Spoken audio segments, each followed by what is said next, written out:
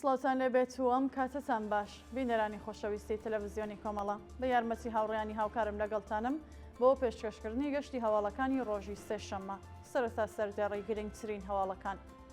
دەست بە سەرکرانی یەلدا عەباسی لە شاری مەشهەد، ئازادی کاتی هاوڵاتیەکی خەڵکی شاری سنا بە دانانی بارمتە، پشتیوانی خەڵکی دیواندەرە لە بەرخۆدانی ڕۆژاوای کوردستان، چۆڵکردنی شاری قامیشلو لەلایەن هێزەکانی ئەرتەشی ڕووسیاوە و کۆبوونەوەی خوێندکارانی زانکۆی زانستە پزیشکیەکانی تاران.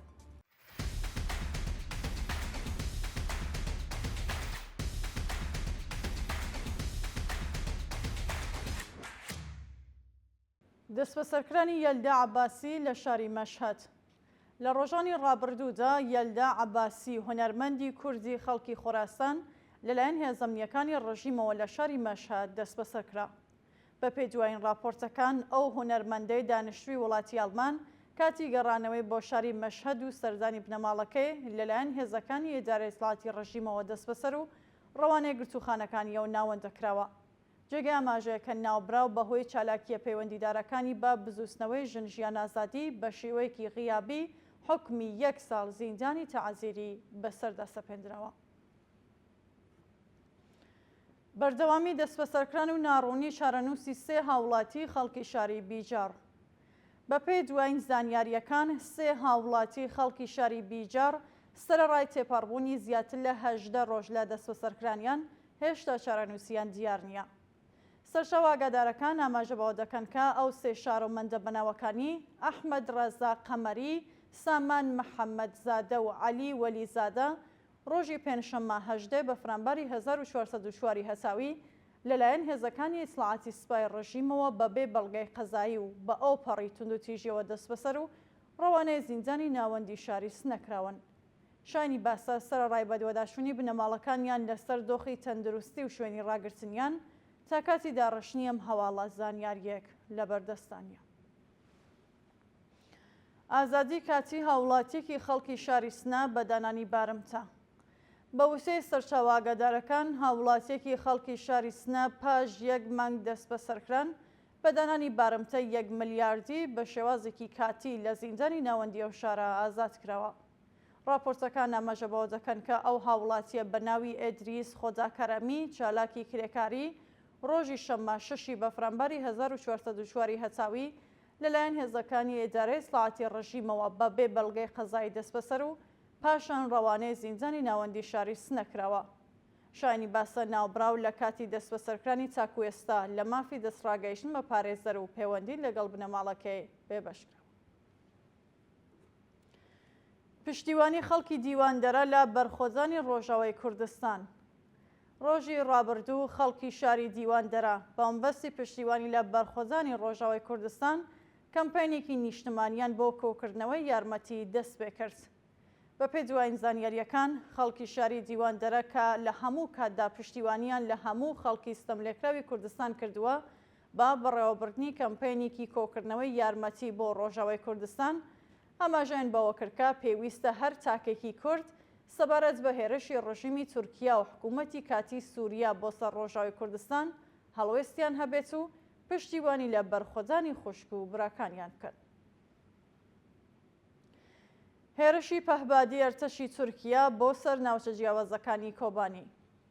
بە پێو وێنانەی بەدەستمان گەیشتوون هاوکات لەگەڵ چڕبوونەوەی هێرشی چەکدارانی حکوومەتی کاتی سووریا بۆ سەر ڕۆژاوی کوردستان ئەرتەشی تورکیا چەند ئامانجێکیان لە دەوروبەری شاری کۆبانی کردە ئامانج. راپۆرتەکان ئاماژە بۆ دەکەن کە بەهۆی هێرشی پەهبادی ئەرتەشی تورکیا بۆ سەرگوندی خراپ عەشکی کۆبانی 12 ئەندامی بنەماڵێکی مەدەنی بوون بە ئامانجی هێرشەکان و 6 کەس گیانیان بەخت کرد. هەروەها گوندەکانی زیرەک و جەلەبیە سەر بە شاری کۆبانی بوون بە ئامانجی هێرشی چەکدارانی سەر بە حکوومەت و بنەماڵەیەک بە تەواوەتی کۆمەڵکوژ کراون. لە هەمان کاتدا هێزەکانی سووریای دموکراتیک با بڵاوکردنەوەی بەیاننامەیەک ئاماژەیان بەوە کردووەکە بەهۆی بەرپرسدانەوەی هێرشەکان چەندین کەرەستەی سەربازی چەکدارانی حکوومەت لەناوچوون و بەدەیان کەسی دیکەش کوژراون یان بە سەختی بریندار بوون. چۆڵکردنی شاری قامیشلو لەلایەن هێزەکانی ئەرتەشی ڕووسیاوە. ڕۆژی دووشەممە 6 ڕێبەندانی 1404 هەتاوی هێزەکانی ئەرتەشی رووسیا پاش 7 ساڵ مانەوەیان لە ڕۆژاوای کوردستان بنکە و بارەگاکانیان لە شاری قامیشلو بەجێهێشت و هێزەکانیان ڕەوانەی لازەقیە کرد. بە پێ دوایین هەواڵەکان ئەم پاشەکشەی هێزەکانی ئەرتەشی رووسیا لە کاتێکدایەکە چۆڵکردنی بارەگاکانیان لە فڕۆکەخانەی قامیشلو بۆ ماوەی چەند ڕۆژێکە دەستی پێکردووە و ئێستا پاش کشانەوەی کۆمەڵێکی زۆر لە کەرەستە سەربازیەکانیان پاشەکشەیان بە شێوازێکی فەرمی ڕاگەیاندووە.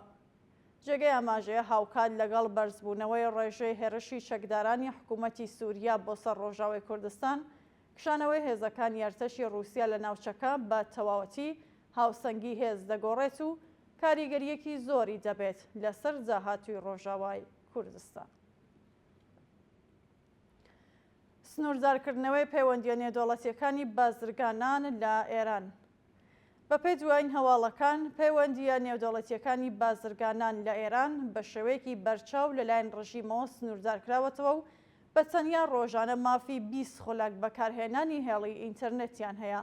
ڕاپۆرتەکان ئاماژە بەوە دەکەن کە بازرگانان سەرەڕای هەموو گوشارەکانی ڕژیم پێویستە پەیوەندیەکانیان بە چاودێری نوێنەرێکی حکوومەت بەڕێوە بشێت و هەروەها پێش لە ئەوەی کە پەیوەندیەکانیان ئەنجام بدەن پێویستە بەڵێننامەیەکی ئەمنیەتی واژۆ بکەن.